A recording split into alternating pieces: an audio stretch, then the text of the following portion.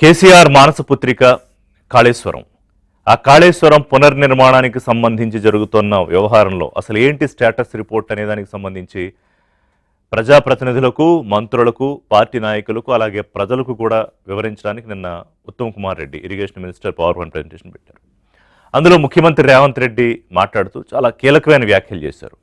అందులో ముఖ్యమైనది ఏంటంటే, వారం రోజుల పాటు కేటీఆర్ కాళేశ్వరం బాధ్యతను తమకు అప్పచెప్పమన్నారు. అలా ఎలా అప్పచెప్తారు? ప్రతిపక్షంలో ఉన్న పార్టీ కంటే అడిగారు, అప్పచెప్పండి, మీకు చేత కావట్లేదు, మేము చేసి చూపిస్తాం, బ్రహ్మాండంగా లక్షల ఎకరాలకు ఎలాగ ఆయకట్టు ఇవ్వాలో మేము చేసి చూపిస్తాం, అక్కడ ఏం జరగకపోయినా మీరు దాన్ని జరిగిందని ఎన్నికల ముందు డ్రామా చేసి లబ్ధి పొంది దాన్నే వాళ్ళు నిజమని ప్రజలకు చెప్తున్నారని కేటీఆర్ ఒక ఛాలెంజ్ చేశారు. దానికి ముఖ్యమంత్రి కౌంటర్ ఏం చెప్పారంటే, వారం ఏం కర్మ, 3 ఏళ్ళు తీసుకోండి, 3 ఏళ్ల పాటు 3 ప్రాజెక్టుల పునరుద్ధరణ, అంటే మేడిగడ్డ, అన్నారం, సుందిళ్ళ, ఈ 3 ప్రాజెక్టుల పునరుద్ధరణ కూడా కేసీఆరే తీసుకుని అక్కడే కావాలంటే కుర్చీ వేసుకుని కూర్చుని, ఎందుకంటే ఆయన బ్రెయిన్ చైల్డ్ కదా, ఆయన మేధోశక్తితో మదించిన ప్రాజెక్టు కాబట్టి అది అక్కడ ఏం జరిగిందో ఆయనకి తెలుసు, అందుకని దాన్ని పునర్నిర్మించే బాధ్యత కూడా ఆయనదే. కానీ ఒక కండిషను, ఆయన ముందు అసెంబ్లీకి రావాలి. అసెంబ్లీకి వచ్చి అసలు కాళేశ్వరం డిజైను, పేరు మార్పు, ఊరు మార్పు 38,000 కోట్ల నుంచి 1,20,000 కోట్లకి ఎలా అయ్యింది, ఇప్పటి లెక్కలతో పోలిస్తే 1,50,000 కోట్లు ఎలా దాటింది, ఏడాది తర్వాతే అందులో సమస్య ఉంది అని చెప్పిన ఇంజనీరు ఎల్ఎన్టీకి లేఖ రాస్తే దాన్ని ఎందుకు పక్కకి పెట్టారు, పట్టించుకోలేదు. అసలు వైబిలిటీ రిపోర్ట్ లేకుండానే, భూమికి సంబంధించి అక్కడ పటిష్టత ఎలా ఉంది అనే టెస్టింగ్ పూర్తిగా జరగకుండానే ఎందుకు ఎంత ప్రాజెక్టు, పెద్ద ప్రాజెక్టు టేకప్ చేశారు?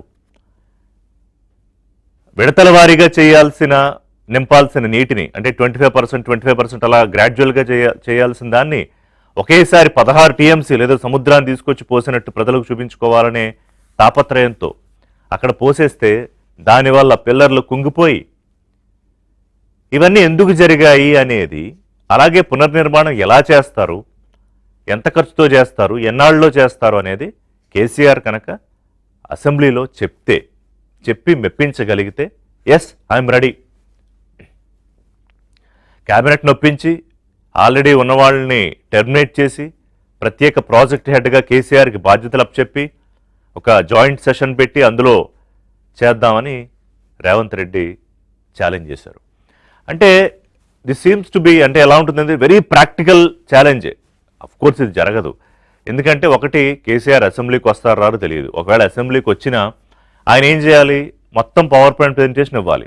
అసలు కాళేశ్వరం తాలూకా ఆలోచన ఎందుకు వచ్చింది, ఇంజనీర్లు లేకుండా, అంటే ఇంజనీర్ లేకుండా అంటే టెక్నికల్గా లేకుండా అని కాదు, తానే ఒక ఇంజనీరుగా, వాళ్ళే చెప్పారు కదా, అపర భగీరథుల్లాగా కాళేశ్వరం ప్రాజెక్టుని ఎలాగ డిజైన్ చేశారు, ఎన్ని లక్షల ఎకరాలకు అది ఆయకట్టిస్తుంది, ఎంత సస్యశ్యామలం అవుతుంది, 18 లక్షలు 20 లక్షలు దాని ప్రపోజ్డ్, కానీ దాన్ని ఎలాగ పెంచుకోవచ్చు, ఇవన్నీ కేసీఆర్ చెప్తే కనుక దాన్ని ముందుకు తీసుకెళ్ళాలి అనేది. సో అది కోర్స్ జరుగుతుందని నేను అనుకోవట్లేదు, ఎందుకంటే అసలు ఫస్ట్ కేసీఆర్ అసెంబ్లీకి రావాలి. ఒకసారి దీనికి వెనక్కి వెళ్తే ఏం జరిగింది, ఇంత పెద్ద ప్రాజెక్టు, అంటే వన్ ఆఫ్ ఇట్స్ కైండ్ అని జాతీయ మీడియాలో దీని మీద విపరీతంగా దీని కవరేజ్ జరిగింది, ప్రత్యేక బృందాలు వచ్చాయి, దీని మీద కేంద్రం కూడా బ్రహ్మాండమైన ప్రాజెక్ట్ అని చెప్పింది. సరే, ఆ తర్వాత రాజకీయ పరిణామాల నేపథ్యంలో కాళేశ్వరం ఏటీఎంకి ఎలా మారింది ఇవన్నీ చెప్పారు. కానీ ఇవాళ రాజకీయాలు పక్కన పెడితే కాళేశ్వరం ముఖ్యమంత్రి భాషలో కూలేశ్వరంగా మారిపోవడానికి కారణం ఏంటి అంటే, ఇంత ప్రెస్టీజియస్ ప్రాజెక్టుగా కేసీఆర్ తీసుకున్నారు కదా, ప్రాణహిత చేవళ్ళు రీడిజైన్ చేశారు కదా, రీడిజైన్ చేశారంటే అక్కడ ఏదో పరమార్థం ఉండాలి కదా. ఈ పాత ప్రాజెక్టు కన్నా కొత్త ప్రాజెక్టు ద్వారా ఎక్కువ మంది ప్రజలకు, ఎక్కువ ఆయకట్టుకు నీరు వెళ్తుంది, సాగునీరు అనేది కదా అంచనా. కానీ ఇవాళ అసలు ఎందుకు పనికి రాకుండా ఎందుకు పోయింది, ఇంత పెద్ద ప్రాజెక్టు ఎందుకు మూలన పడిపోయింది, లక్షల కోట్లు ఎందుకు నీటిపాలైపోయాయి? ప్రజల డబ్బు కదా, ప్రజల సొమ్ము కదా, అది తెలియాలి కదా. ముఖ్యమంత్రి ఏం చెప్తున్నారు, కేవలం కమిషన్ల కోసమే ప్రాజెక్ట్ రీడిజైన్ చేశారు, తమకు కావలసిన అనుయాయులకు ఆ ప్రాజెక్టు కట్టబెట్టుకున్నారు, తద్వారా వేల కోట్ల కమిషన్లు కాజేశారు అని ఇంకొక మాట అన్నారు, చాలా పెద్ద మాట. కేసీఆర్ కుటుంబం ఆర్థిక ఉగ్రవాదం చేసిందన్నారు. చాలా పెద్ద స్టేట్మెంట్ ఇది. కేసీఆర్, హరీష్ రావు, కేటీఆర్ వాళ్ళ ముగ్గురిని ఆర్థిక ఉగ్రవాదులతో పోల్చారు. ఈ మాట మీకు గుర్తుందా? ఆర్థిక ఉగ్రవాదం అనేది ఎప్పుడు విన్నారు? జగన్మోహన్ రెడ్డి ఆంధ్రప్రదేశ్లో షెల్ కంపెనీలతో వ్యవహారం నడిచినప్పుడు, క్విడ్ ప్రోకో వ్యవహారం కోర్టులో నడిచినప్పుడు సుప్రీంకోర్టు ప్రధాన న్యాయమూర్తి హెడ్ ఆఫ్ ది బెంచ్ ఈ కామెంట్ చేశారు. ఆర్థిక నేరాలు ఉగ్రవాదం కంటే ప్రమాదకరం, ఇలాంటి ఆర్థిక ఉగ్రవాదుల విషయంలో చాలా అప్రమత్తంగా ఉండాలని. అలాగే ఈ దేశంలో అప్పులు తీసుకుని పారిపోతారు చూసారా, నీరవ్ మోదీ, చోక్సీ, ఇలాంటి వాళ్ళ విషయంలో కూడా కామెంట్ చేశారు. అంటే ఇప్పుడు అదే పోలిక ముఖ్యమంత్రి రేవంత్ రెడ్డి చేశారు. మరి ఆ డబ్బు ఏంటి పరిస్థితి? 1,47,000 కోట్లు ఈ రోజు లెక్క ప్రకారం, 1,50,000 కోట్లు అనుకోండి సుమారు. ఎక్కడ 38,000 కోట్లు, ఎక్కడ 1,50,000 కోట్లు? ఎవరి డబ్బు అది? రికవరీ చేయగలుగుతారా? ఆ ప్రాజెక్టుని మళ్ళీ రీడిఫైన్ చేయగలుగుతారా? రీకన్స్ట్రక్ట్ చేస్తారా? ఎలాంటి చేతులెత్తేసింది. మరి ఎవరు కట్టాలి ఇప్పుడు? లేదు నువ్వే కట్టాలని ప్రభుత్వం ఎలాంటి నెత్తి మీద కూర్చుంది. తర్వాత సిబిఐకి అప్పచెప్పింది. ఎందుకంటే ఇది నేనేదో చేస్తే కక్షపూరితంగా చేశాను అనుకుంటారు, నాకు కోపం ఉంది, అసహనం ఉంది, నీళ్లపాలు అయిపోయే డబ్బులన్నీ, అప్పులు వడ్డీలు కడుతున్నాం మేము, వీళ్ళు చేసిన 8 లక్షల కోట్ల అప్పులో 1,00,000 కోట్లు కాళేశ్వరానికి చెల్లించారు, మేము ఇప్పటికి 1,000 కోట్లు, 34,000, 35,000 కోట్లు దేనికోసమే వడ్డీ కట్టారు, మిగతాన్ని కలిపి 2 లక్షల కోట్లు అంతా వడ్డీ లెక్క చెప్పారు అనుకోండి ముఖ్యమంత్రి. సో ఏం చేయాలో తెలియని ఒక ఫ్రస్ట్రేషన్లో ఉన్నామని చెప్పారు. మరి ఏం చేయాలి? దీన్ని సిబిఐకి అప్పచెప్పారు. ఎందుకంటే బీజేపీ నేతలు కాళేశ్వరం విషయంలో అనేక సందర్భాల్లో, బండి సంజయ్ కానివ్వండి, ఎక్కువగా ఆయనే, మిగతా నాయకులు అప్పుడప్పుడు అన్నా కూడా ఈ విషయంలో అవినీతి జరుగుతోంది, కేసీఆర్ జైలుకి వెళ్తాడు, కేసీఆర్ కోసం జైలు గది రెడీగా ఉందని చెప్పారు. సో సెప్టెంబర్లో, అంటే గడిచిన ఏడాది సెప్టెంబర్లో దీన్ని సిబిఐకి ఇచ్చేసింది రాష్ట్ర ప్రభుత్వం, ఎంక్వైరీకి రిఫర్ చేసింది. కొన్నాళ్ళు నాంచిన తర్వాత సిబిఐ అసలు ఇందులో ఏం జరిగింది, డాక్యుమెంట్స్ ఏంటని తీసుకుంది. మరి దాన్ని స్టడీ చేస్తోందా? నిన్న ముఖ్యమంత్రి గారి మాటల్లో అయితే ఢిల్లీ నుంచి నడుచుకుంటూ వస్తున్నారా హైదరాబాద్కి, అవసరమైతే మేము విమానం ఇస్తామని. సో అది కోల్డ్ స్టోరేజ్లోకి వెళ్ళిపోయిందా? అదొకటి మాట్లాడాలి. రెండోది పీసీ ఘోష్ కమిషన్, ఇది ఇంపార్టెంట్. పీసీ ఘోష్ కమిషన్, దీని మీద రాష్ట్రం వేసిన కమిటీ అది. దీని మీద అసలు ఏం జరిగింది విచారణ చేయడానికి అందరినీ పిలిచింది, మొత్తం స్టేక్ హోల్డర్స్ని, కేసీఆర్ దగ్గర నుంచి ఇంజనీర్లని, మొత్తం అందరి భాగస్వామ్యుల్ని, కాంట్రాక్టర్లు అందరినీ. ఆ రిపోర్టు మీద కోర్టుకు వెళ్ళారు బీఆర్ఎస్, అంటే కేసీఆర్ తరపున హరీష్ రావు అందరూ కోర్టుకు వెళ్తే ఆ రిపోర్టు ఆధారంగా కేసీఆర్ మీద చర్యలు తీసుకోవద్దు అని చెప్పింది హైకోర్టు. అంటే లీగల్ యాక్షన్స్ ఏం తీసుకోకూడదు అని. అందుకని ఇంకెందుకు వచ్చిన గొడవ అనుకున్నారు, రాష్ట్రం మొత్తం మీద కేంద్రానికి అప్పచెప్పింది. సో ఇక్కడ పాలిటిక్స్, లేకపోతే ఒక పక్కనేమో విచారణ, ఏం జరిగినా అసలు కాళేశ్వరం సంగతి ఏమైంది, కూలేశ్వరంగా మారడానికి బాధ్యులు ఎవరు తీసుకుంటారు ఆ బాధ్యత, ఆ డబ్బంతా ఏమైంది, కాంట్రాక్టర్ లాభపడినట్టే కదా, వాళ్ళకేం పోయింది, ప్రాజెక్ట్ కట్టారు వెళ్ళిపోయారు, ఎల్ఎన్టీయో ఇంకొకళ్ళు, మరి వాళ్ళ డబ్బంతా ఎలాగ వెనక్కి రావాలి? ఒకటి అది సాగులోకి, వినియోగంలోకన్నా రావాలి, లేదంటే ఆ డబ్బన్నా వెనక్కి రావాలి. అన్నింటిలో ఏదన్నా జరుగుతుందా, జరగదా? ఒక చిన్న బ్రేక్ తీసుకుందాం. అసలు ఈ కాళేశ్వరం మొత్తం కథ, స్టోరీ ఆఫ్ కాళేశ్వరం గురించి. సో కాళేశ్వరం విషయంలో ముఖ్యమంత్రి రేవంత్ రెడ్డి కేసీఆర్కు సవాల్ విసిరారు. అంతకుముందు కేటీఆర్ మాకు ఒక వారం అప్పచెప్పండి చాలు, మీకు చేత కావట్లేదు అన్నారు కదా. వారం కాదు, ఇప్పుడు 3 ఏళ్ళు, 3 ప్రాజెక్టుల పునరుద్ధరణ. నిజంగా చెప్పాలంటే ముఖ్యమంత్రి ఏం ఆలోచించి ఈ ప్రపోజల్ పెట్టారో కానీ యాక్చువల్లీ ఎక్సలెంట్ ప్రపోజల్ ఇది. ఎందుకనంటే కాళేశ్వరం గురించి కేసీఆర్ గారికి తెలిసినంత, ఎందుకంటే ప్రాజెక్టు ఆలోచన దగ్గర నుంచి పూర్తయ్యే వరకు ప్రతి అణువున ఆయనకి దాని మీద పూర్తి అవగాహన ఉంది. కాబట్టి రండి సార్, మీరే వచ్చి దీని గురించి మమ్మల్ని ఒప్పించి మీరు తీసుకెళ్ళండి అన్నారు. సో అది ప్రాక్టికల్గా సాధ్యమా? అసలు ఒకవేళ కేసీఆర్ రెస్పాన్స్ ఇవ్వకపోతే, సరే ఇవాళ హరీష్ రావు, కేటీఆర్ ఎవరో మాట్లాడతారు, మేబీ హరీష్ రావు మాట్లాడతారేమో ఈరోజు. నిన్న ముఖ్యమంత్రి లేట్ ఈవినింగ్ అయిపోయింది, సుమారు 9 అయిపోయింది వారి ప్రజెంటేషన్, తర్వాత వారు మాట్లాడడం అంతా అయిపోయిన తర్వాత ఏం జరుగుతోంది అసలు కాళేశ్వరంలో అనేది మాట్లాడదాం. మనతో పాటు సామా రామ్మోహన్ రెడ్డి గారు ఉన్నారు, తెలంగాణ కాంగ్రెస్ అధికార ప్రతినిధి, పార్టీ మీడియా కమిటీ చైర్మన్. నమస్కారం రామ్మోహన్ రెడ్డి గారు. అంది సత్యం గారు analyst, senior political analyst. Poreddy Kishore Reddy గారు బీజేపీ అధికార ప్రతినిధి, పార్టీ సీనియర్ నాయకులు. కిషోర్ రెడ్డి గారు నమస్కారం అండి. సో రామ్మోహన్ రెడ్డి గారు వస్తా మీ దగ్గరికి ఒక్కసారి కిషోర్ రెడ్డి గారితో మాట్లాడతా. కిషోర్ రెడ్డి గారు, మీ ఒపీనియన్ చెప్పండి నాకు, తర్వాత పొలిటికల్గా డీటెయిలింగ్కి వెళ్దాం. ఇప్పుడు కాళేశ్వరం మనందరికీ తెలుసు, దాని బ్యాక్గ్రౌండ్ ప్రజలకు కూడా అవగాహన ఉంది, చాలా సందర్భాలు మనం మాట్లాడుకున్నాం. ఇవాళ వారం రోజులు మాకు ఇవ్వండి అవకాశం అని కేటీఆర్ అడిగారు. వారం రోజులు కాదు, 3 ఏళ్ళు ఇస్తాం మీకు. 3 ఏళ్ళు అంటే మళ్ళీ ఎన్నికల దాకా 3 ప్రాజెక్టులు పునరుద్ధరించి ఏదైతే మొదట ఆలోచన చేశారో కేసీఆర్, ఆ పరిస్థితి తిరిగి తీసుకురావాలి మళ్ళీ. మీ ఒపీనియన్ ఏంటి బీజేపీగా ముఖ్యమంత్రి గారి ప్రపోజల్ మీద? సార్, ముందుగా రిషి గారు మీకు, అట్లాగే రామ్మోహన్ రెడ్డి గారికి, అందసత్యం గారికి, మన ఏబిఎన్ ప్రేక్షకులందరికీ శుభోదయం అండి. సార్, ఇప్పుడు కాళేశ్వరం కేసీఆర్ గారి చేతిలో పెట్టే ఈ పరిస్థితికి వచ్చాం కదా, మళ్ళీ ముఖ్యమంత్రి గారు అట్లా ఎట్లా ఇస్తారండి కాళేశ్వరం తీసుకెళ్లి కేసీఆర్ గారికి? అది వారం రోజులు కానివ్వండి, 3 ఏళ్ళు కానివ్వండి, ఇప్పటికే నష్టపోయింది రాష్ట్రము అని చెప్పి ఈ 2.5 సంవత్సరాలు అయిన తర్వాత కూడా అదే మాట డిస్కస్ చేసుకుంటున్నాం. ఇంకా చర్చలోనే ఉంది పరిస్థితి. రైతులు నష్టపోతున్నారు అని చెప్పి కూడా ఇప్పుడు అదే మేడిగడ్డ ఈరోజు బ్యారేజ్ ష్రింక్ అవ్వకపోతే, అంటే కిందికి దిగిపోకపోతే, ఈరోజు నిజంగానే ఎల్నినో వస్తున్న సందర్భంగా ఇప్పుడు కాళేశ్వరం కట్టిందే కరువు వచ్చిన సంవత్సరాల్లో దీనికి ROI అంటారు, రిటర్న్ ఆన్ ఇన్వెస్ట్మెంట్, లేకపోతే దీనికి బెనిఫిట్ ఏంటి అని అంటే కాళేశ్వరం నిజంగానే వర్షాలు సరిగ్గా వచ్చినప్పుడు నీళ్లు కిందికి వెళ్ళిపోతాయి, పైనుంచి నీళ్లు వస్తూనే ఉంటాయి. మనం ఒకవేళ వర్షాలు రాకముందు మనం పైకి పంప్ చేసినా దాని తర్వాత కూడా మళ్ళీ ఓపెన్ చేయాల్సి వస్తుంది, అవి నీళ్లు కిందికే వెళ్ళిపోతున్నాయి, వృధా అవుతున్నాయి అని చెప్పి పంపింగ్ కూడా వృధా అవుతుంది ఏది వర్షాలు సరిగ్గా ఉన్న సంవత్సరాల్లో. కాకపోతే కాళేశ్వరం అవసరం ఎప్పుడు వస్తుంది అని అంటే కరువు వచ్చినప్పుడు అని అన్నారు. మరి ఇప్పుడు ఎల్నినో వచ్చింది. ఈరోజు నిజంగానే మేడిగడ్డ కుంగిపోకపోతే ఈరోజు నిజంగానే అది వాడి మరి కొంత నీళ్లు పైకి పంప్ చేసి ఉంటే సిస్టంలోకి నీళ్లు వచ్చేవి, రైతులకు లాభం అయ్యేది.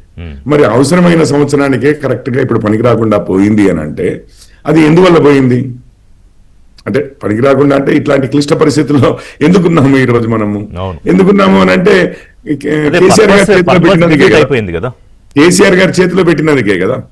మళ్ళీ ముఖ్యమంత్రి గారు, అంటే అది వ్యంగ్యంగా అన్నా లేకపోతే ఇదిగా అన్నా, ముఖ్యమంత్రి గారు మళ్ళీ తీసుకెళ్లి కేసీఆర్ అడిగారు కదా, మీ ప్రభుత్వానికి చేత కాకపోతే నాకు అప్పగించండి ఒక వారం రోజుల పాటు అని. అదే, అది కరెక్టే సార్, కానీ ఇది దీనికైతే ఎవరు అగ్రీ చేయరు అంటున్నా, ప్రజలు కూడా అగ్రీ చేయలేదు. మీకు రెండో విషయము, అంతా బానే ఉంది అని అంటే మరి వారి హయాంలోనే కదా, బీఆర్ఎస్ వారి హయాంలోనే ఇది కుంగిపోయింది పిల్లలు. మరి వారు మొత్తం అసలు ట్రాఫిక్ కూడా బంద్ చేశారు కదా, పైనుంచి కింది నుంచి మొత్తం అసలు ఎవరు అక్కడ దర్శించడానికి కూడా వీల్లేదు అనే టైప్ లో మొత్తం షట్ డౌన్ చేశారు కదా. మరి అప్పుడు ఎందుకు బంద్ చేశారు? NDSA మొత్తం గేట్లన్నీ తెరవమనింది, కొంచెం ఫ్లో ఉండాలి, కిందికి వెళ్ళిపోవాలి, మినిమల్ ఏదైతే ఉంటుందో కొంత పైన వీటిలో నుంచి బ్యారేజీలలో నుంచి అయినా కానీ మీకు తెలిసిన విషయమే, కొంత ఫ్లో అనేది ఏదైతే మినిమల్ గా ఉండవలసిన అవసరం ఉందో అది ఉంచి ఆర్ మినిమల్ స్టోరేజ్ ఏమన్నా చేయగలిగితే దానికి, ఎందుకంటే అక్కడ ప్రాజెక్ట్ అని కూడా చెప్పింది. సో బేసికలీ ఏంటంటే నేను అనేది, ఈ రోజు ఈ పరిస్థితుల్లో ఎందుకున్నాము? కేసీఆర్ గారి వల్ల ఉన్నాము. ఈరోజు మళ్ళీ కేసీఆర్ గారికి ఇస్తాము అని అంటే అది జస్ట్ పొలిటికల్ సెటైర్, పొలిటికల్ ఇది అయి ఉండొచ్చు, పొలిటికల్ ఆర్గ్యుమెంట్ చేసి ఉండొచ్చు వాటి, కానీ బట్ దానికైతే ఎవరు సమ్మతించరు అంటున్నా, ఇంక్లూడింగ్ ప్రాక్టికల్ విషయం ఏంటంటే సార్, ఇప్పుడు 2.5 సంవత్సరాలు అయింది. నేను ఒకప్పుడు బాగా హెడ్లైన్స్ లో నేను తర్వాత తీసుకుంటాను, అంటే నేను చూపిస్తాను, డెక్కన్ క్రానికల్ లో అనుకుంటా, డైమండ్ కటర్స్ తో అని చెప్పి ఒక 1400 కోట్లతో రిపేర్ అది ఇది అని చెప్పి మన ఇరిగేషన్ మంత్రి గారు అప్పట్లో చెప్పిన ఇది ఉంది, ఉత్తమ్ కుమార్ రెడ్డి గారు. మరి దాంట్లో మరి ఇప్పుడు 2.5 సంవత్సరాలు అవుతోంది. ఆ మినిమల్ ఏదైనా అది అంతకుముందు రిపేర్ అన్నది ఏదైతే ఉందో దాని గురించి ఏమాత్రం ప్రోగ్రెస్ అయినట్టుగా కనపడట్లేదు. మరి అదేమైనా ఇన్ ప్లేస్ ఈ 2.5 years లో చేసి ఉండగలిగి ఉంటే ఈ రోజు మనము కొంతైనా వాటర్, అంటే ఇనిషియల్ స్టేజెస్ లో కొంచెము కాషియస్ గానే ఉంటాం ఎప్పుడైనా కానీ, ఇట్లాంటివి ఒకసారి కుంగిపోయి మళ్ళీ రిపేర్ చేసి రీబిల్డ్ చేసినా కొంచెం కాషియస్ గానే ఉండేవాళ్ళము. ఒకసారి 1 సంవత్సరం 2 సంవత్సరాలు టెస్టింగ్ అయిన తర్వాత కానీ మనకు కాన్ఫిడెన్స్ బిల్డ్ అయ్యేది. బట్ అట్లీస్ట్ కొంతనైనా కానీ పైకి పంప్ చేయడానికి అవకాశాలు ఉండేది. ఇంకో మూడో విషయం ఏంటంటే, ఇప్పుడు అసలు మినిమం ఈరోజు బ్యారేజీల ఫంక్షనింగ్ ఎట్లా ఉన్నా ఏది ఉన్నా ఓపెన్ గేట్స్ లో గేట్స్ ఉన్నా ఈ పంప్ హౌస్ వరకు నీళ్లు వస్తున్నాయని చెప్పి ఒక వాదన ఉంది. ఉన్నాయి, అక్కడి నుంచి పంప్ చేయొచ్చు అని చెప్పి. అయితే అన్నారం సుండిల్లా పైన మళ్ళీ అవి కూడా ఇదే కైండ్ ఆఫ్ డిజైన్, ఇదే కైండ్ ఆఫ్ మెయింటెనెన్స్ తో ఉన్నాయి చేయబట్టి వాటికి కూడా ప్రమాదం ఉంది అని చెప్పి ఎన్డీఎస్సీ అంతకుముందు చెప్పింది. అయితే ఒక మినిమం లెవెల్ ఏమైనా ఉందా దట్ వీ కుడ్ పంప్ అనేది ఏమైనా ఇన్వెస్టిగేట్ చేసిందా ప్రభుత్వం అనేది మరొక. అంటే నిన్న ముఖ్యమంత్రి చెప్పింది ఆథెంటికేట్. ఎందుకంటే వారు ఏమన్నారు, ఇప్పుడు అందులో నీళ్లు నింపు వదిలితే ఆ ప్రాజెక్టే కాదు కింద నీళ్లు కూడా కొట్టుకుపోతాయి అన్నారు. అదే ఆబ్వియస్లీ ఎన్డీఎస్ఏ చెప్పిన విషయము, అవి పైవి కూడా వీక్ గా ఉన్నాయి. మళ్ళీ స్టోరేజ్ ఏమైనా ఉంచవలసి వస్తే అవి ఎంతవరకు అంటే సేమ్ ఇదే మేడిగడ్డ లాగానే అవి కూడా ఇంపాక్ట్ అయ్యే అవకాశం ఉందని చెప్పి ఎన్డీఎస్ఏ చెప్పిందండి. అయితే నేనేమంటున్నానంటే మినిమల్ లెవెల్స్ ఏమైనా ఉన్నాయా అది మాట్లాడను సత్యం గారు, అదొకటి. అదే టెక్నికల్ అంశం. నేను అడుగుతున్నాను, ఏమైనా ప్రభుత్వం ఏమైనా ఇన్వెస్టిగేషన్స్ చేసిందా అండ్ రిపేర్ల విషయం మీద ఏమైనా ప్రోగ్రెస్ అయిందా అనేది నేను అడుగుతున్నాను. ఓకే, అది ఎలాగో సామగారు చెప్తారు. సామగారు, ఒకటి ఈ టెక్నికల్ డీటెయిల్స్ లోకి వెళ్లే ముందు ముఖ్యమంత్రి గారు నేను పెట్టిన proposal for the sake of just political argument and political సెటైరా, అంటే కేటీఆర్ ఛాలెంజ్ చేశాడు కాబట్టి మాకు వారం ఏంటంటే వారం ఏం కర్మ 3 ఏళ్ళు ఇస్తా నీకు, కేసీఆర్ వచ్చి మళ్ళీ సకల లాంఛనాలతో మేమేమి గౌరవానికి ఏం భంగం కలిగించాం, just convince us and take the project అన్నారు. అసలు అది సాధ్యమేనా? రిషి గారు, ముందుగా మీకు ప్యానెల్లో పెద్దల కంటే ఏబిఎన్ ప్రేక్షకులందరూ కూడా గుడ్ మార్నింగ్. సాధ్యమా అసాధ్యమా అనేటటువంటి తెలంగాణ ప్రజలకు ఆల్రెడీ తెలుసు. అది అసాధ్యమైనటువంటి పని. ఎందుకంటే ఆల్రెడీ దాని యొక్క ప్లానింగ్, డిజైన్, కన్స్ట్రక్షన్, క్వాలిటీ, ఆఖరికి ఆపరేషన్ అండ్ మెయింటెనెన్స్ మాన్యువల్ దిక్కులేనటువంటి పరిస్థితులలో కాళేశ్వరాన్ని కట్టిరు. మొత్తం మీద వాళ్ళ కాసుల కక్కుర్తి కోసం కాళేశ్వరాన్ని కూలగొట్టిరు అనేటటువంటి తెలంగాణ ప్రజలకు బాగా తెలుసు. అయితే ఇది వాళ్ళు ఉంటున్నప్పుడే కుంగింది, కూలింది, వాళ్ళు ఉన్నప్పుడే గేట్లు తెరిచిరు, వాళ్ళు ఉన్నప్పుడే పోలీసు వాళ్ళని పెట్టిరు, వాళ్ళు ఉన్నప్పుడే ప్రతిపక్ష నాయకులు ఎవరిని అక్కడ పోనీలే. అరే ఎవరి మీద ఆరోపణలు కూడా చేయలే. ఎందుకంటే అప్పుడు ఉంటున్నటువంటి ఇంజనీర్ల మీదనే కేసులు పెట్టినటువంటి పరిస్థితి. కానీ ఈరోజు రాజకీయం మారుతున్నటువంటి పరిస్థితులలో వాళ్ళు చేసినటువంటి పాపాలు మొత్తం చిట్టా ఏంటిదంటే కొండంత కాళేశ్వరం ఒకటి కనిపిస్తుంది కాబట్టి దాన్ని కొంచెం గెలికి అంటే దాని మీదకి కొంచెం పోయేసేసి దాన్ని తుడుచుకునేటటువంటి ప్రయత్నంలో భాగంగా పొలిటికల్ స్టంట్ కేటీఆర్ గారు వేసిండ్రు. కానీ ఆ యొక్క కొండని ప్రజల ముందుకు తీసుకొని వచ్చి మళ్ళీ ఒకసారి గుర్తు చేసుకొని అది అతిపెద్ద డ్యామేజ్ కిందకి మళ్ళబోతుంది అనేటటువంటి నిన్న ముఖ్యమంత్రి గారి యొక్క, మీరు పొలిటికల్ స్టంట్లు వేస్తే ఆయన పొలిటికల్ స్ట్రాటజీ ఎట్లా వేస్తాడు అనేది మనం కొత్త చెప్పుకోవాల్సిన అవసరం లేదు. కూలి కుంగినటువంటి దాన్ని నేను నిలబెడతా 2 నెలల్లో అని చెప్పి గిట్టను, అంటే 2 నెలలు కాకపోతే వారం రోజుల్లో నిలబెట్టు, వారం రోజులు నిలబెడతా అంటారు. లేకపోతే ఏది కనేపల్లి పంప్ హౌస్ మీదకించి పాయగట్టు అంటే తీసుకొచ్చి అన్నారంలో వస్తేనంట అన్నారంలో బ్రహ్మాండంగా ఉంటుందంట. అన్నారం కూడా లేదు. ఎన్డీఎస్ఏ రిపోర్టు ఈరోజు ఒక నైపుణ్యం ఉంటున్నటువంటి వాళ్ళకంటే, ఇంజనీర్ల కంటే, లేకపోతే ఆ సబ్జెక్ట్ మీద అవగాహన ఉంటున్నటువంటి వాళ్ళకంటే మేము మేధావులం అని చెప్పుకొని కట్టినటువంటి ప్రాజెక్టు కాళేశ్వరం మన అందరికి తెలుసు. ఎందుకంటే ఆయన మేధడుని మొత్తం రంగరించి నేనే కట్టింది, ఎవరికి క్రెడిట్ లేదని ఆయన అసెంబ్లీ సాక్షిగా చెప్పిండు. ఎవరు? కేసీఆర్ గారు.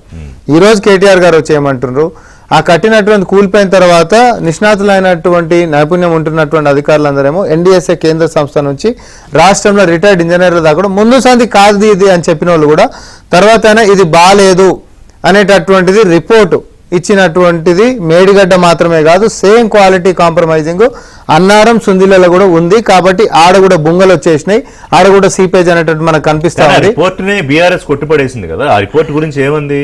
ఎన్డీఎస్ఏ రిపోర్ట్ ని కాంగ్రెస్ బీజేపీ కలిపి వండించిన రిపోర్టు అని అన్నారు. బీఆర్ఎస్ పార్టీ కుంగిన దాన్ని కూడా కొట్టిపడేస్తారు. రాజకీయ పార్టీకి ఏమో సార్ కొట్టిపడేనికి దేనైనా కొట్టిపడేస్తారు.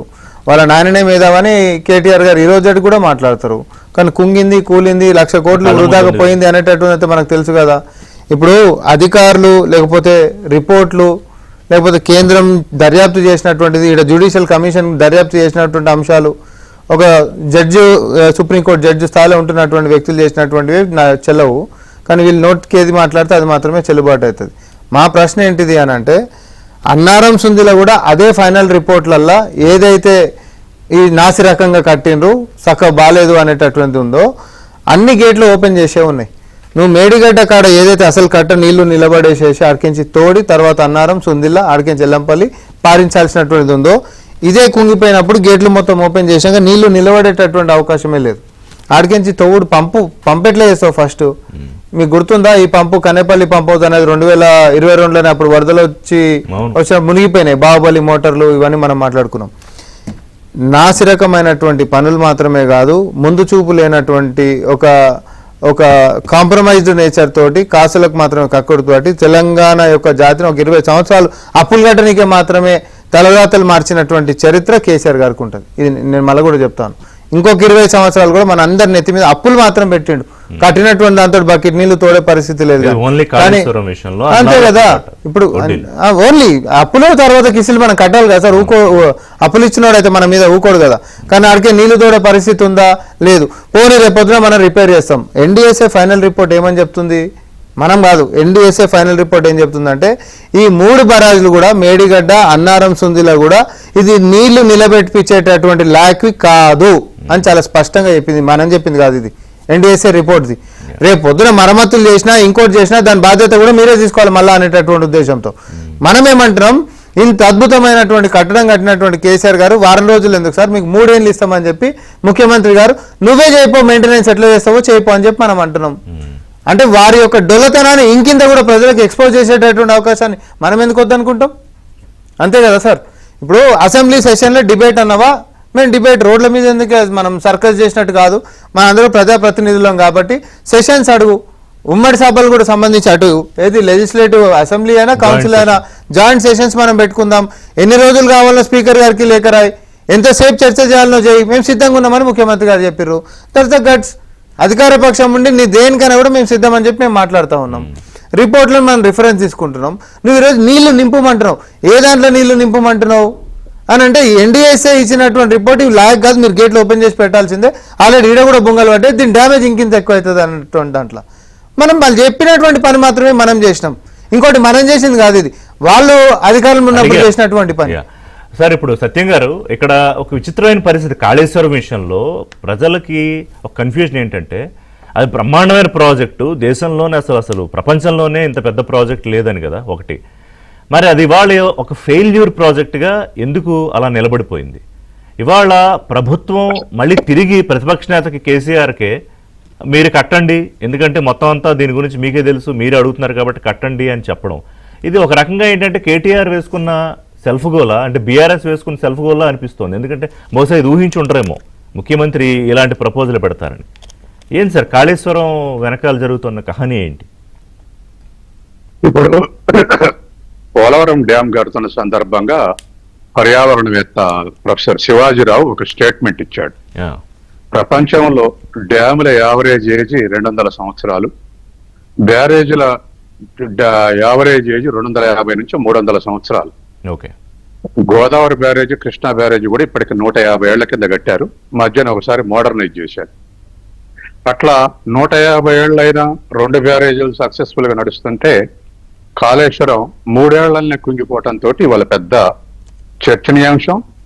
డ్యాములతో పోల్చుకోవాల్సిన పని లేదు, బ్యారేజీలతో పోల్చుకుంటే కూడా 150 ఏళ్ళు ఎక్కడ, 3 ఏళ్ళు ఎక్కడ, అంటే ఖచ్చితంగా అబ్సల్యూట్ గా లోపాలు ఉన్నాయి అనేది ఒకటి.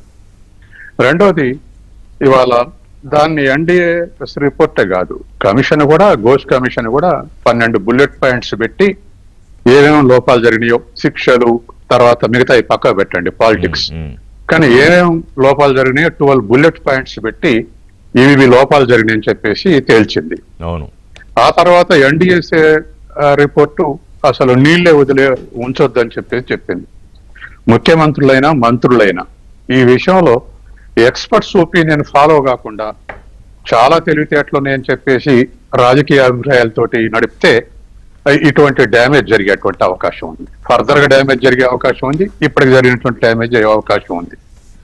తర్వాత మూడో అంశం ఏమిటంటే 1,00,000 కోట్లు ఆగమైనాయని అంటున్నారు, కానీ 1,00,000 కోట్లే కాదు, ఇవాళ 17 లక్షల ఎకరాల్లో వాళ్ళ మనకు నీటిపారుదల చూపెట్టింది, ప్రాణహిత అయితే 16 లక్షల ఎకరాలు, కాబట్టి ఇది 18 లక్షల ఎకరాలు, సుమారు 17-18 లక్షల ఎకరాలని చూపెట్టారు.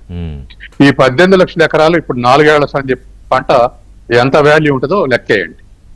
అచ్చం ఉరి వేశారు అనుకోండి, ఎకరం 25 బస్తాలు అయినాయి అనుకోండి, 17 లక్షల ఎకరాల్లో 4,25,00,000 బస్తాలు, సంవత్సరానికి 8 కోట్ల బస్తాలు, 4 ఏళ్ల 32 ఏళ్ల, దానికి ఎంట్రీ చేయండి, ఎన్ని వేల కోట్ల పంట నష్టమో చూడండి. ఒక్క ఈ 1,00,000 కోట్లే కాదు. అది రెండో వైపు నడచకున్నా ఇవాళ తర్వాత నెగటివ్ వెల్త్ అంటే నడవకపోయినా డబ్బులు కట్టాల్సి ముఖ్యమంత్రి ఇప్పుడు 3 ఏళ్లలో 33,000 కోట్లు కట్టారు. వాస్తవానికి అగ్రిమెంట్ కార్పొరేషన్ ఏర్పాటు చేసినప్పుడు అగ్రిమెంట్ ప్రకారం 2037 నాటికి ప్రిన్సిపల్ ఇంట్రెస్ట్ కలిపి కట్టేయాలి 37 నాటికి. కాబట్టి ఇది నడవకపోయినా పంట బండకపోయినా ఈ మొత్తాన్ని కట్టాల్సింది. ఇప్పటికి 33,000 కోట్లు కట్టారు. ఇక కరెంటు బిల్లు ఎంత వస్తుంది, అడగట్టం కరెక్టా లేదా, ఈ చర్చ ఎప్పుడో ప్రాథమిక స్థాయిలో అయిపోయింది. మనం ఈ చర్చలను చేశాం, అడగట్టం కరెక్టా కాదా, ఎన్ని లోపాలు ఉన్నాయి ఏమిటనేది. కానీ ఇవాళ ఇది దరిదాపు సంవత్సరానికి 11,000 కోట్లు అంటే సుమారు రైతు భరోసాకు సమానం. ఈ పరిస్థితి వల్ల రాష్ట్ర ప్రభుత్వం ఎదుర్కొంటుంది. తర్వాత ఫైనల్ కార్పొరేషన్ కు గ్యారంటీ ఇచ్చినందుకు కార్పొరేషన్ సొంత వనరుల ద్వారా సంపాదించి కట్టాలి. ఇవాళ కార్పొరేషన్ కు కాళేశ్వరం కార్పొరేషన్ సొంత ఆదాయం లేదు. కాబట్టి రాష్ట్ర బడ్జెట్ నుంచి సంవత్సరానికి 11,000 ప్రిన్సిపల్ అండ్ ఇంట్రెస్ట్ కట్టాల్సి వస్తుంది. 11,000 కోట్లు. ఇవాళ మూసేస్తే 11,000 కోట్లు, నడిస్తే 16,000 కోట్లు అనే పరిస్థితి వచ్చింది. అంటే కరెంటు బిల్లు కూడా కలిపితే నడిస్తే 16,000 కోట్లు కట్టాలి, మూసేస్తే 11,000 కోట్లు కట్టాలనే పరిస్థితి వచ్చింది. అంటే వెనకకు పోయేటట్లేదు, ముందుకు పోయేటట్లేదు. ఇటువంటి పరిస్థితులు ఇవాళ ఇరుక్కుపోయింది. అయినా తెలంగాణకు బ్యారేజీ తర్వాత లిఫ్ట్ ఇరిగేషన్ తప్ప ఇంకో ఆల్టర్నేటివ్ లేదు. కానీ ఇది ఏమైంది వల్ల అంటే బీఆర్ఎస్ ను ఓడించడంలో ఒక అరడజన కారణాల్లో కాళేశ్వరం పాత్ర పెద్దది. ఎందుకు పెద్దదంటే రాజకీయ నాయకులు ATM గా ఉంది, డబ్బులు దొరుకుతాయి, ఇవన్నీ కంటికి అవుపడవు. కానీ కూలింది మాత్రం, కుంగిపోయింది మాత్రం కంటికి అవుపడుతుంది. అవును నిజమే, ప్రధానమంత్రి నుంచి కింది స్థాయి వరకు దీంట్లో అవినీతి జరుగుతుందన్నది అందుకే కూలిపోయిందని ప్రజలు కన్విన్స్ అయ్యారు. కాబట్టి ఇప్పటికైనా ఇది కేటీఆర్ ఛాలెంజ్ అయ్యి వారం రోజులు నడుపుతాం లేకపోతే 3 ఏళ్ళు ఇస్తాం, ఇవన్నీ పొలిటికల్ ఛాలెంజెస్. కానీ అసలు ముందు ఎన్డీఏసీని ఫాలో కావడానికి ఇష్టపడకపోవటం ఏంటి? ఇంజనీరింగ్ ఎక్స్పర్ట్స్ ఫాలో కాకపోతే నిర్మాణంలో ఏ లోపం జరిగింది, ఇప్పుడు కూడా అదే లోపం జరిగే అవకాశం ఉంది. కాబట్టి దానికి అనుగుణంగా దానికి రెస్పెక్టబిలిటీ ఇచ్చి నడవాలి తప్ప వాళ్ళకేం తెలివితేటలోనే అనుకుంటే నిర్మాణం నాటి నుంచి అనుకున్నటువంటి మళ్ళీ రిపీట్ అయ్యేటువంటి అవకాశం ఉంది.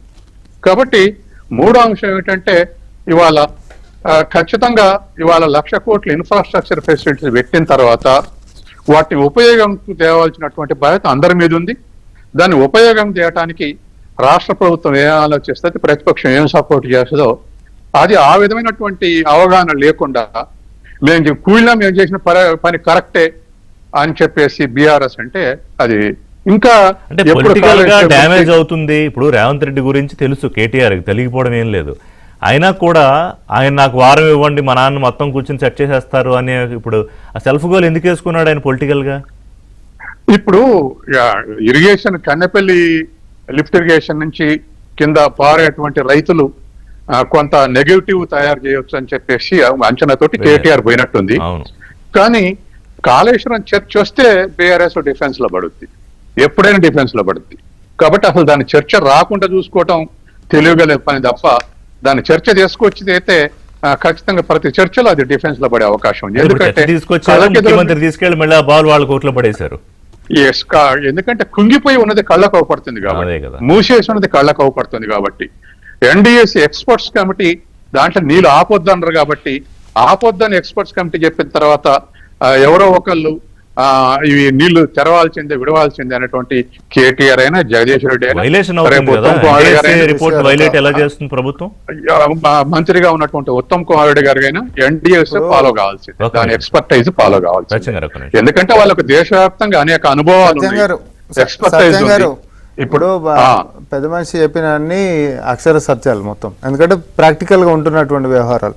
ఇది ఇట్లుంటే టెక్నికల్ గా వీళ్ళే కరెక్ట్, అందులో నీళ్లు నింపొచ్చు, మీకు ఎందుకు మేము చెప్తున్నాం కదా అని అంటారు కదా. దీన్ని తప్పు హరీష్ రావు గారంత మేధావి, మామని మించినటువంటి మేధావి కవిత గారు బయటకు వచ్చి ఎట్లా చెప్పారు, మేధావి దేంట్లో కట్టుట్లా కాదు కట్టలు తీసుకుట్లా అనేటటువంటిది మనం చెప్పలే, కవిత గారు చెప్పారు. ఇది ఇట్లుంటే ఇప్పుడు ఎన్డీఎస్ఏ ఫైనల్ రిపోర్ట్ ఏదైతే టెక్నికల్ ఇవాల్యుయేట్ చేసేసి ఆడ ఏమేమైతే ల్యాప్సెస్ ఉన్నాయి, లకునాస్ ఉన్నాయి అనేది చెప్పిండ్రు కదా.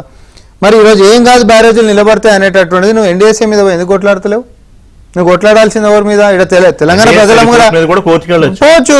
టెక్నికల్ అన్ని కరెక్ట్ ఉన్నాయి సార్, మేము సీకులు మంచిగా పెట్టినాము, లేకపోతే వెల్డింగ్లు చక్కగా చేసినాము, లేకపోతే సిమెంట్ బాగా చేసినాము, ఆయన కూడా ఎన్డీఎస్ఏ మా మీద తప్పుడు రిపోర్ట్ ఇచ్చిందని కోర్టుకి ఎందుకు పోలే? ఎన్డీఎస్ఏ మీద ఎందుకు కొట్లాడతలేడు హరీష్ రావు? కేవలం డ్రామా బాజీ, కేవలం జస్ట్ డ్రామా. ఏంది అని అంటే ప్రజలు కదా, ప్రజలను ఎట్లా పిచ్చోళ్ళని చేసేది, మనం ఏం చెప్పినా నమ్మేస్తారని. ఓకే, సో ఇప్పుడు ఒక బ్రేక్ తీసుకుంటా. బ్రేక్ తర్వాత ముఖ్యమంత్రి నిన్న ఒక చాలా సీరియస్ ఎలిగేషన్, ఫస్ట్ టైం అంత పెద్ద పదం వాడారు.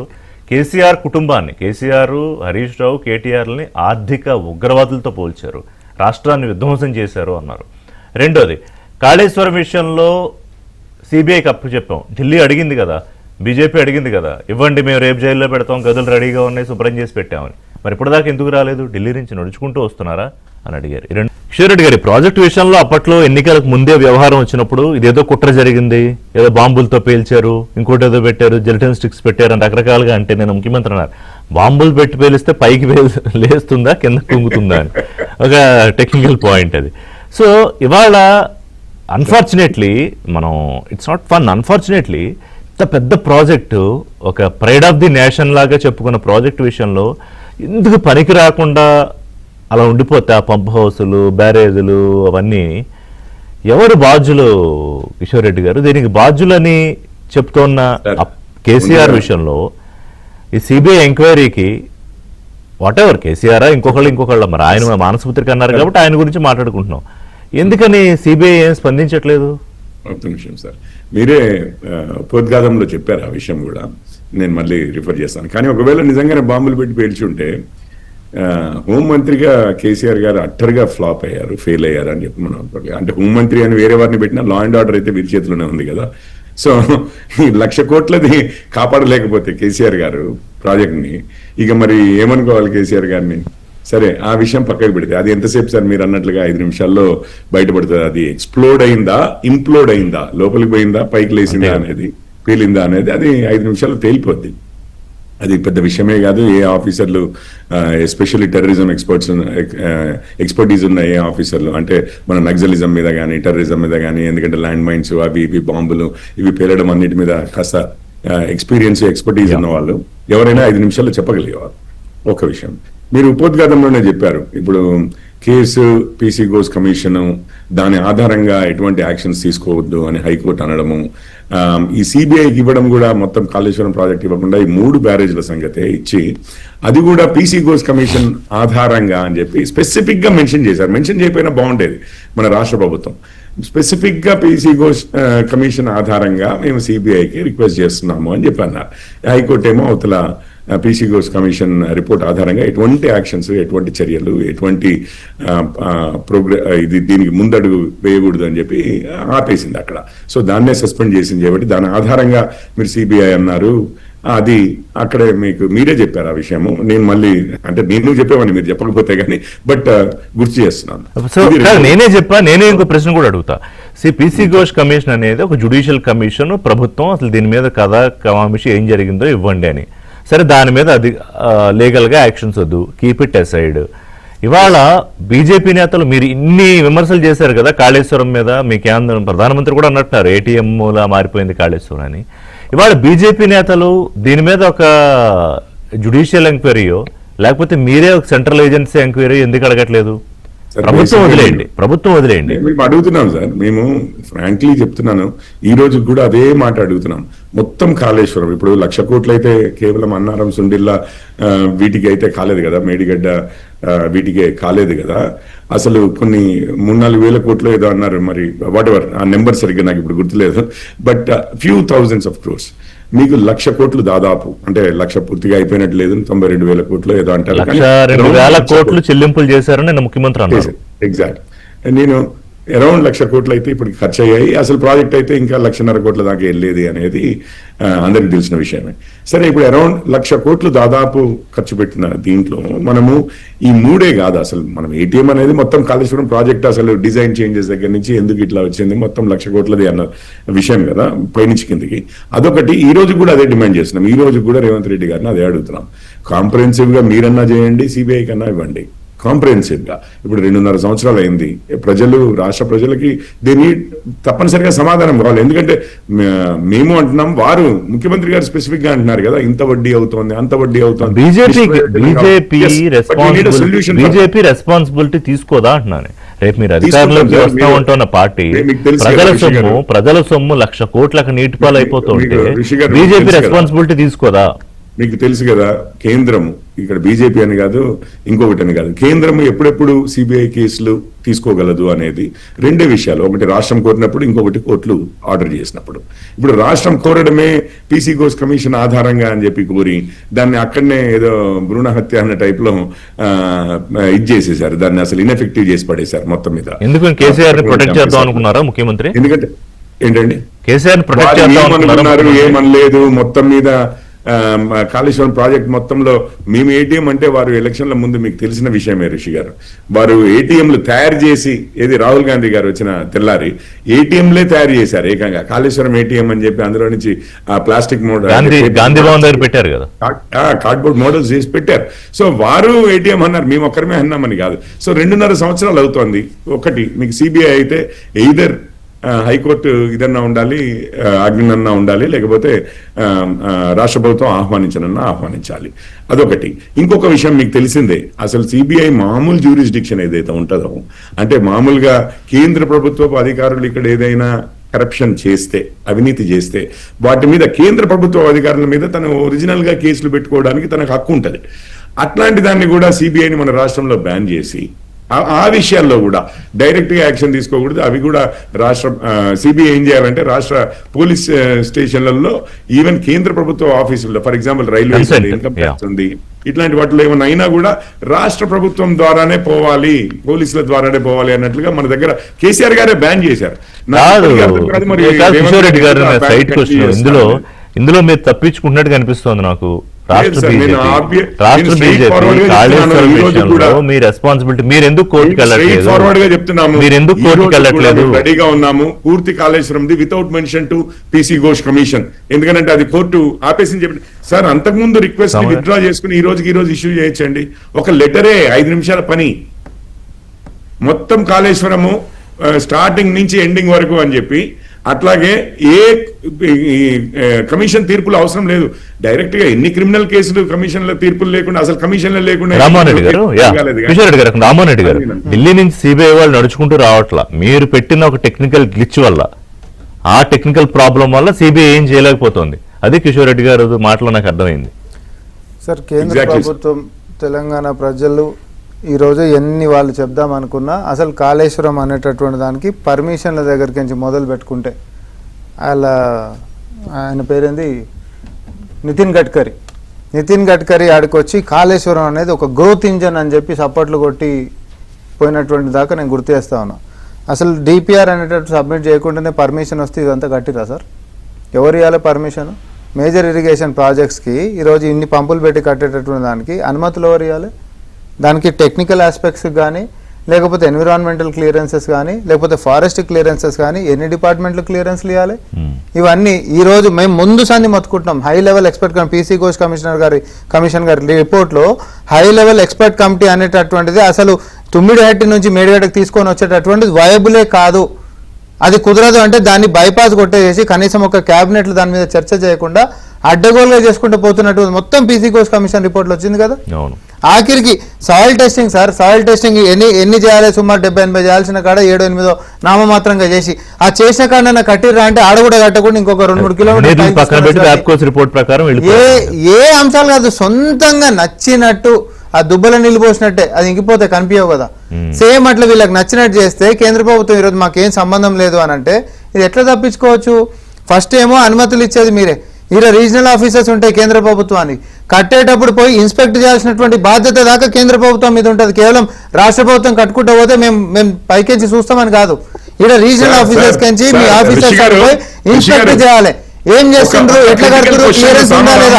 లేకపోతే నేను కిషోర్ గారిని ఏమడుగుతా, ఇన్ని సంవత్సరాలు రికార్డు లెవెల్ కట్టంగానే ఆ గడ్కరీ గారు అనే, ఒక నిమిషం కిషోర్ రెడ్డి గారు, ఒక సెకండ్ మీరు మాట్లాడుతుంటే నేను మాట్లాడలేదు, ఆగయ్యా ఒక సెకండ్ ఆగు, ఒక సెకండ్ నేను ఖరాబ్ చేయాలని చెప్పి స్కెచ్ చేయకి నేను మిమ్మల్ని ఛాలెంజ్ ఆగు, మరి ఆగు, జర ఆగు, నన్ను మాట్లాడి ఆగు. నాది అయిపోయినాక నువ్వు మాట్లాడావు. నాది అయిపోయినాక నువ్వు మాట్లాడావు. యాడ్ చేయండి అంటే ఇగో ఈ రన్నింగ్ కామెంటరీ తోటి మా వాయిస్ పోకుండా చేయాలనే చీప్ ట్రిక్స్ వద్దు కిషోర్ రెడ్డి. కిషోర్ రెడ్డి గారు. ఈ చీప్ ట్రిక్స్ బంద్ చేయండి ఇక. చర్చ బాగుంటది. ఈ చీప్ ట్రిక్స్ బంద్ చేయి. నాది అయిపోయినాక నువ్వు మాట్లాడు. నాది మాట్లాడు. అది అర్థమైందా ఇప్పుడు మీకు? రాజశేఖర్ రెడ్డి మీకు అర్థమైందా? నీకు అర్థమవుతుందా? విషయం నాది అయిపోయినాక నువ్వు మాట్లాడంటున్నా. రన్నింగ్ కామెంటరీ తోటి దాన్ని పక్కదారి పట్టేకు. మీ నేత అది చూసి పాల్గొడతాడేమో మిమ్మల్ని. కిషోర్ రెడ్డి గారు ఎందుకు డిఫెండ్ చేయలేదని. ఒక నిమిషం ప్లీజ్ నోట్ యువర్ పాయింట్. ఒకటే ప్రశ్న, ఆ ప్రశ్నను కూడా సమాధానం ఏం ప్రశ్న? క్విక్ చెప్పు ప్రశ్న ఏందో చెప్పు. ప్రాణహిత చేవెళ్ళ నేను కేంద్ర ప్రభుత్వం, నువ్వు రాష్ట్ర ప్రభుత్వం. చెప్పు. ప్రాణహిత చేవెళ్ళ ప్రాజెక్టు పర్మిషన్లు వచ్చిన తర్వాత పైసలు ఖర్చు పెట్టడం మొదలు పెట్టిర్రా, లేకపోతే పర్మిషన్లు రాకముందే వైఎస్ ప్రాణహిత చేవెళ్ళ లేదు కదా అసలు. వేల కోట్ల ఖర్చులు పెట్టిరా ఆ కెనాల్స్ మీద. ఇది ఒక్క పాయింట్ చెప్పమనండి, జనాలకు క్లియర్ గా అర్థమైతది. కేసీఆర్ గారు చేసింది ఏంది, వైఎస్ రాజశేఖర రెడ్డి చేసింది ఏంది. ఈ రోజు వీళ్ళు ఏం తెలియనట్టుగా వచ్చి పర్మిషన్లు ఇచ్చిర్రా అని మాట్లాడుతున్నాడు రామ్మోహన్ రెడ్డి గారు. అసలు ఒక అనుభవం, పాలన అనుభవం ఉండి, ఇరిగేషన్ ప్రాజెక్టుల అనుభవం ఉండి వాళ్ళు చేసిన చర్యలే వాళ్ళకి తెలియకుండా. అయిపోయిందా? ఇప్పుడు మళ్ళీ మాట్లాడా అంటేనే నేను మాట్లాడతా. Running commentary please don't interrupt. ఎందుకంటే మీరు మాట్లాడినప్పుడు కేసులు ముందుకు ఇప్పుడు he was sitting like a good student. ఆయన ఏం మాట్లాడలా. ఇప్పుడు అది నేనేమనలేదండి. Please wait. ప్రాణహిత చేవల ప్రాజెక్టులు కడుతున్నప్పుడు ఇట్లనే బీజేపీ వాళ్ళు లేకపోతే కేంద్రం కింద వచ్చేసి మహా అద్భుతాలు ఇంకోటి అనేటట్టు అనుమతులు లేకుండానే మాట్లాడారు ఎవరన్నా? అట్లాంటిది ఏమన్నా జరిగిందా? ఆడ మీకు సంబంధించినటువంటి పక్క రాష్ట్రంతో పంచాయతీ అవుతున్నప్పుడు మళ్ళీ గిదే రన్నింగ్ కామెంటరీ సార్ ఎంత దరిద్రం. ఒక పర్మిషన్ పాలన దరిద్రమే ఇక్కడ మాట్లాడు కూడా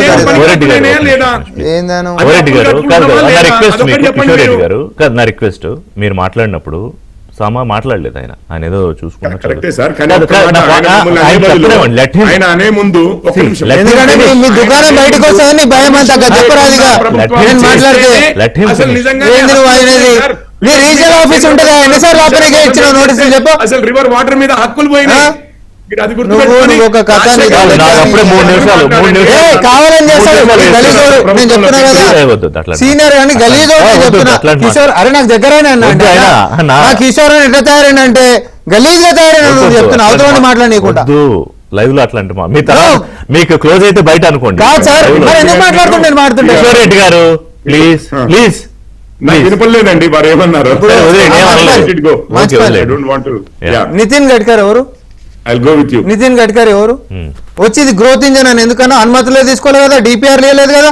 నితిన్ గడ్కరీ ఆ రోజు అయితే కేంద్ర మంత్రి కదా, అనుమతులే లేకపోతే డిపిఆర్ లేకపోతే వచ్చి సపోర్ట్లు కొట్టి సంకలు కొట్టుకుంటా ఇది గ్రోత్ ఇంజన్ అని చెప్పి మాట్లాడినాడు. రీజనల్ ఆఫీస్ పెంచి కేంద్రం పెంచిన రీజనల్ ఆఫీస్ ఉంటాయి సార్.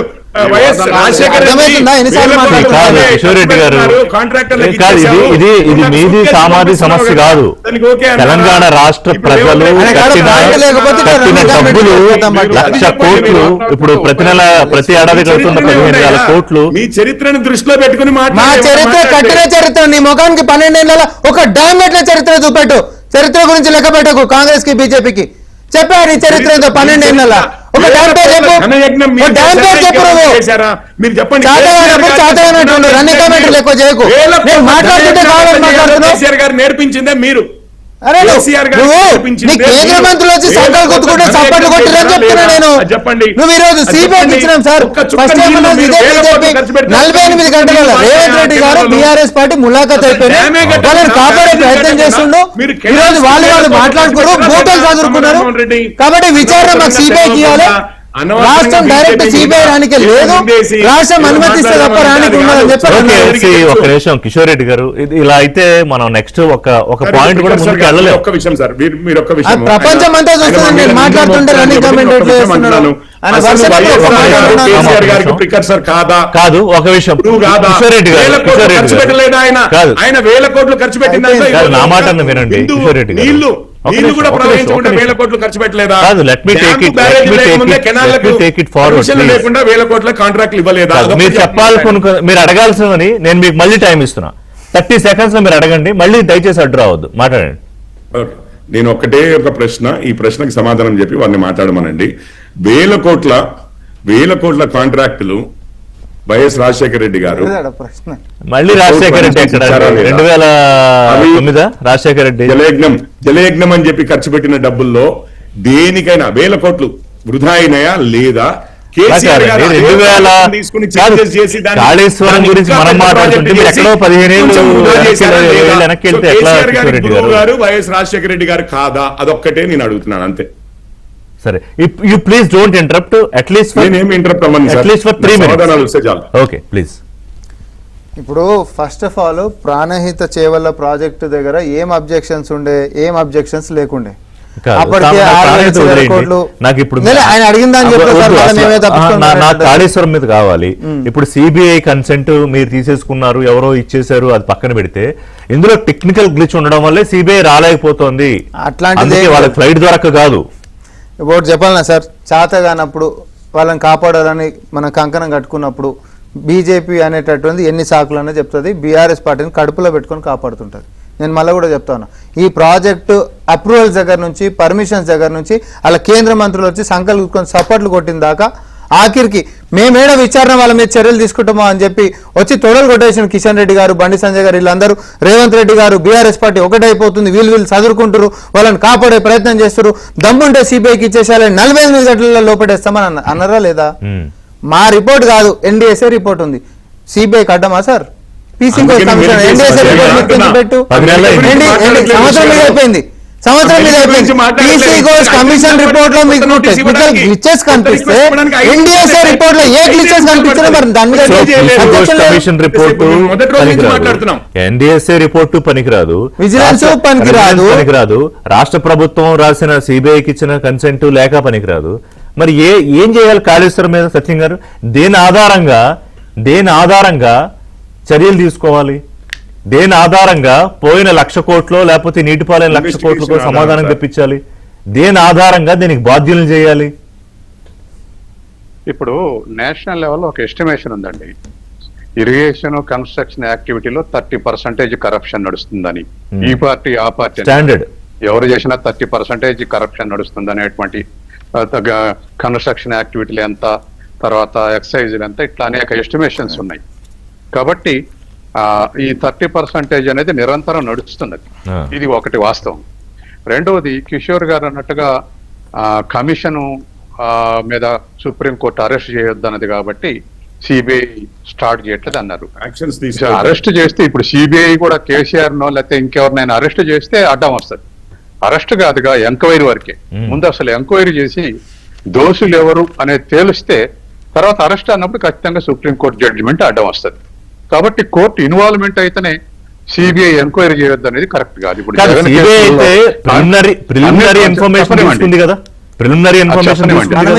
తీసుకుంది. తర్వాత ఇంకోటి, జగన్ కేసుల్లో అనేక వాటిలలో కోర్టులు ఉన్నాయి, తీర్పులు ఉన్నాయి. అయినా ఎంక్వైరీ అడపడదడప నడుపుతురు శీఘ్రంగా నడవట్లేదు, కానీ అడపదడప ఎంక్వైరీ నడుపుతూనే ఉంటాయి, అవి నడుస్తూనే ఉంది. కాబట్టి ఇవాళ ఘోష్ కమిషను అరెస్ట్ చేయొద్దు అనేదే తప్ప ఇంకొక విషయంలో అడ్డంకి లేదు, సుప్రీంకోర్టు చెప్పినటువంటిది. కాబట్టి ఇప్పుడు కూడా పొలిటికల్ డిమాండ్స్ ఉండొచ్చు, సిబిఐ వెంటనే అరెస్ట్ చేయాలి కేసీఆర్ ని, కేటీఆర్, హరీష్ రావుని అనొచ్చు.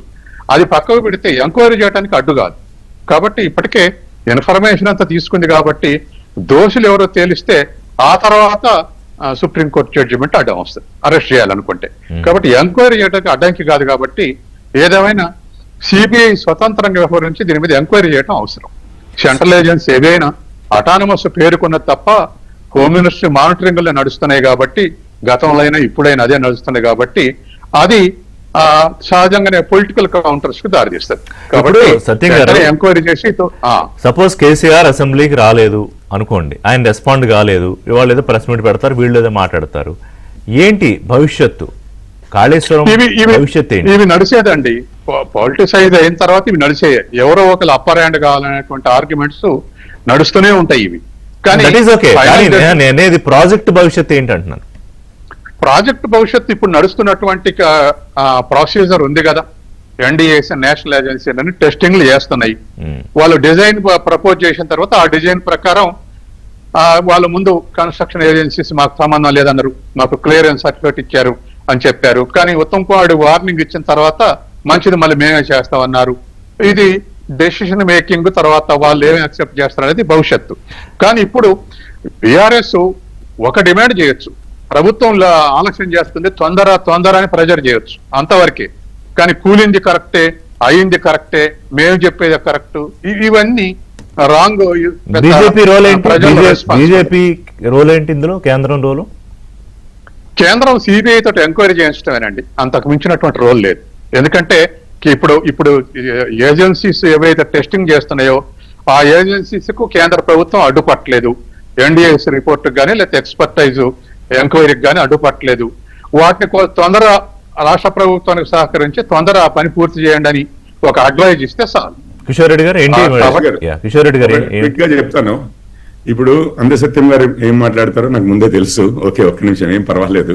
ఇప్పుడు చెప్పగలుగుతారు మీరు? ఒక్క నిమిషం. ఎన్డీఎస్ఏ కేంద్ర ప్రభుత్వపు ఏజెన్సీ కదా, వాళ్ళు కదా అసలు ఇదంతా బయట పెట్టింది, వాళ్ళు కదా ఇవి పనికిరావని చెప్పింది. ఇప్పుడు సిబిఐ యాక్షన్ తీసుకోవాలి, కేంద్ర ప్రభుత్వం ఆధారంలో ఉంటే చేయబట్టి బీఆర్ఎస్ ని కాపాడేది అయితే అసలు ఇంత దాకా ఎందుకు వస్తుంది? కాంగ్రెస్ వాళ్ళు అయితే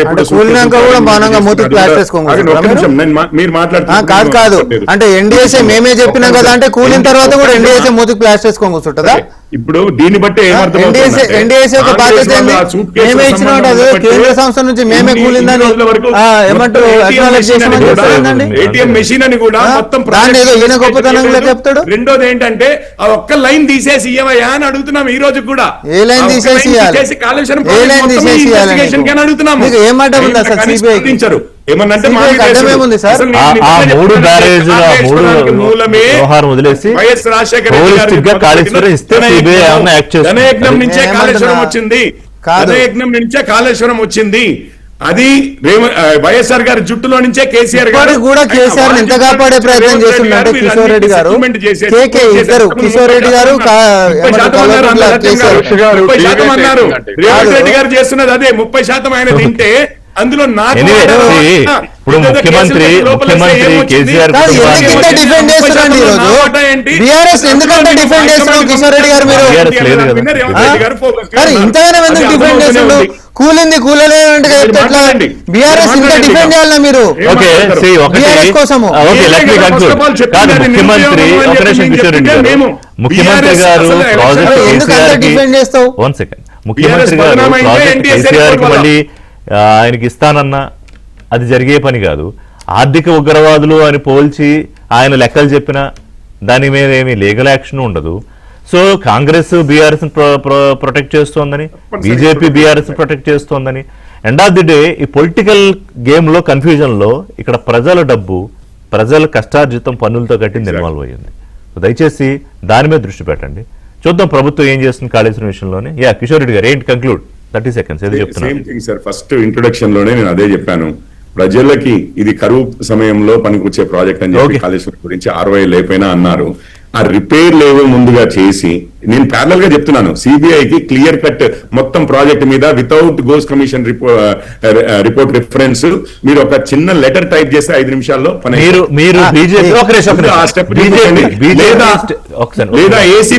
లేదా ఏసీబీ స్టేట్ బీజేపీ రామచంద్రరావు గారు, స్టేట్ బీజేపీ అధ్యక్షుడు రామచంద్రరావు గారు మీరు చెప్పిన విషయాన్ని ఒక లెటర్ రాసి ఇవ్వండి గవర్నమెంట్ కి. డిపార్ట్మెంటల్ యాక్షన్స్ అన్నారు కానీ క్రిమినల్ కేసులు పెట్టలేదు. కిషోర్ రెడ్డి గారు, రామచంద్రరావు గారు సంతకం పెట్టి ఒక లెటర్ ఇవ్వండి స్టేట్ గవర్నమెంట్ కి అన్నారు. ఇదే విషయాన్ని మీరు నా డిబేట్ లో చెప్పిన విషయాన్ని ఒక లెటర్ రామచంద్రరావు గారు రాసి ఇవ్వనండి స్టేట్ గవర్నమెంట్ కి, అయిపోయిందిగా. It's an official document. Sir మేమే మొత్తం అంటే మీరు కూడా ఒప్పుకుంటారు కదా, కాంగ్రెస్ వాళ్ళైతే చెయ్యరు అని చెప్పి మీరు ఒప్పుకుంటున్నారు అని అంటే చేస్తాం. కాంగ్రెస్ వాళ్ళైతే మీరు కూడా ఒప్పుకుంటున్నారు కదా, వాళ్ళైతే ఇనిషియేటివ్ తీసుకోవట్లేదు. చేతిలో దానికి బ్రేక్ఫాస్ట్ అప్డేట్స్ కోసం